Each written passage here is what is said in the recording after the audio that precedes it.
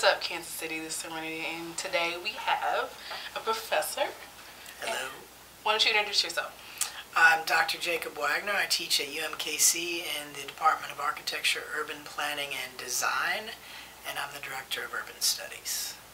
Now, what exactly, for those who aren't sure what that is, what is urban studies? Urban Studies is a kind of a sub-discipline within the social sciences.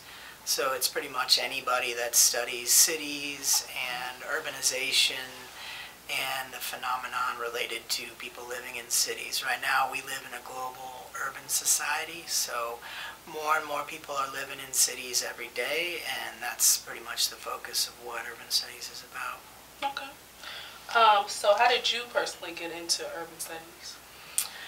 I moved to New Orleans in 1999 to do a PhD in urban studies, and I started out kind of studying New Orleans and understanding, you know, how did cities in the United States come to be what they are, and so sort of digging into how do we get to this point, you know, in terms of all the different kinds of ways that, you know, American cities are laid out, how they're designed, how they, you know, where people live, all kinds of issues like that. And I had a number of different professors in planning, geography, public administration. Everybody was focused on cities and, you know, urban, what we call urban affairs. And so I just, you know, I just loved it. I loved working in the city and Probably sort like of Mardi Gras too, right? Oh, yeah. That was sad.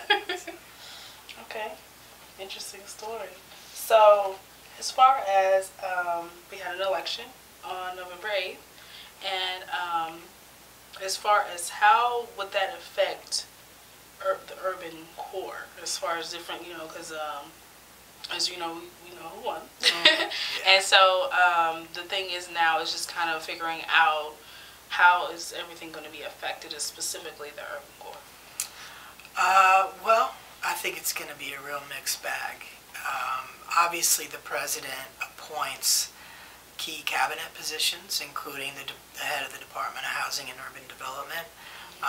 You know, when President Obama came in, he created a specific agenda around coordinating all the different federal agencies and how they impact cities. So he created a real specific, you know, urban policy agenda that was really metropolitan and regionally focused. And so they got underway an entire process of getting the Department of Transportation, HUD, and the EPA specifically to work together, which sounds like it should already be happening, but sometimes it takes a executive, you know, to direct people's attention. And so you might want to repeat that. I know a lot of people felt like Obama didn't do too much for. Oh yeah, well, you know, changing, you know, changing 50 years or 100 years of disinvestment's not going to happen in 2 administrations. And so a lot of what people didn't see, what was going on behind the scenes, as far as, you know, as it's been explained to me, you know, the federal government is a slow-moving,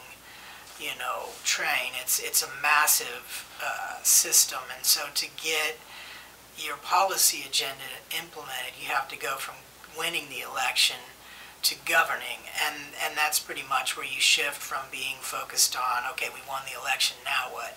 And even once you do that, then there's still resistance from, you know, pretty much everyone who doesn't agree with your values or your goals as a leader.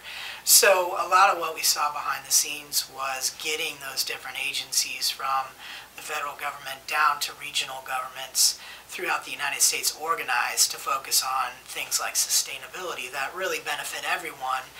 But certainly there was a distinct equity agenda that we have not seen, you know, that clearly articulated ever before. So there was a lot of progress. There was a lot of, you know, leadership's about focusing attention. And there was a lot of attention focused on things that needed to be focused on. And so the biggest challenge is, you know, how do we keep that momentum going at the levels of government where we can, regardless of the change at the top. Mm-hmm. So it's kind of one of those things, like, where do we go from here as far as, like, you know, Trump coming into office? Yeah. What do we do next? Yeah. Well, I would say a big part of it is to keep your eye on the prize and to remind yourself to re-engage and hold strong to whatever your core values are. I mean, those kinds of things shouldn't change. In fact, we should all intensify those things and not let the current situation throw us off our game. So collaboration, engaging further, getting more organized, certainly around the vote and making sure people's voting rights are protected, that we take that seriously, that we educate each other about the importance of voting, that we get a whole new generation of people engaged where they can. You know, the work we do at UMKC at the Center for Neighborhoods is all about building leaders from the ground up, you know, going to the neighborhoods, helping people organize at the level where they're most affected, you know, and so you can practice and engage in democracy at multiple levels. The important thing is to organize and engage and not to just sort of disengage and become disillusioned. Okay. I wanted to talk to you about, since you study the urban areas of the country and world, so I want to talk to you about the history of gentrification in our country. Okay. Let's start specifically in what you know about Kansas City. Why don't you tell us a little bit about that? Okay, well, the concept of gentrification, I would say, is one of those words that's complex, you know, and it's the kind of word where it has multiple meanings depending on who you talk to. In the research, in the research on sociology, the term was really coined, the modern version of the term was coined in the mid-1960s by a sociologist in England named Ruth Glass. And she was looking at how the gentry, the middle classes, were moving back into working class areas of the city and displacing working class folks. So it was all about, pretty much about real estate and real estate investment and income and class.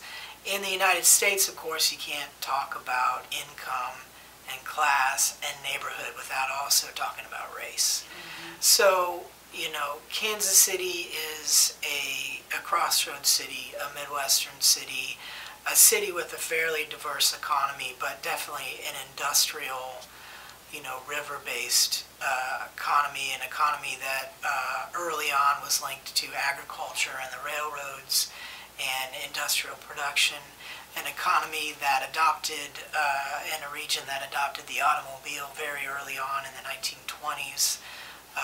And so, as a region, you know, we have basically invented what's become the dominant sort of cultural landscape in the United States, which is suburban sprawl. Mm-hmm. And what that means is basically low-density residential development, predominantly single-family homes oriented around the automobile, to put it in a nutshell. So that's the context in which we talk about, you know, gentrification.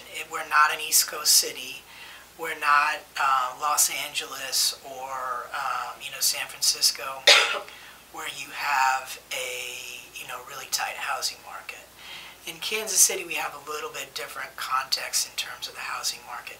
Gentrification is predominantly a market-based process.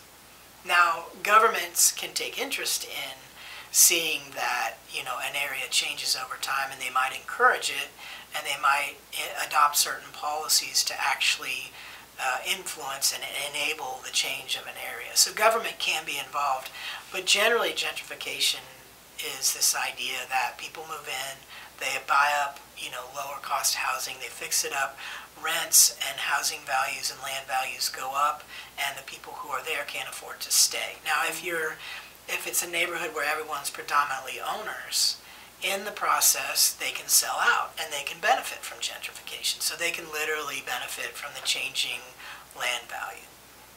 If you're not an owner and you're a renter, right, you cannot benefit from that change. You're just going to be displaced and you're going to have to move on, even if you've lived there for your whole life.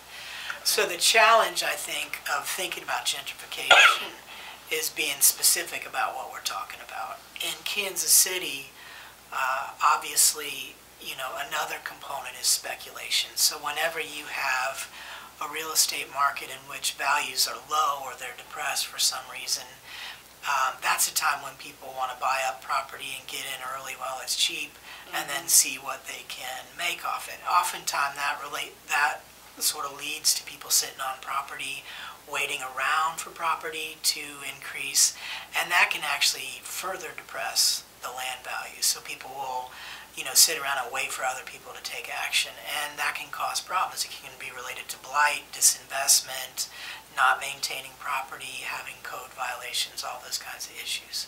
So what we see really is a challenge for people to understand, how does the real estate market work? How does this, land values work in my neighborhood?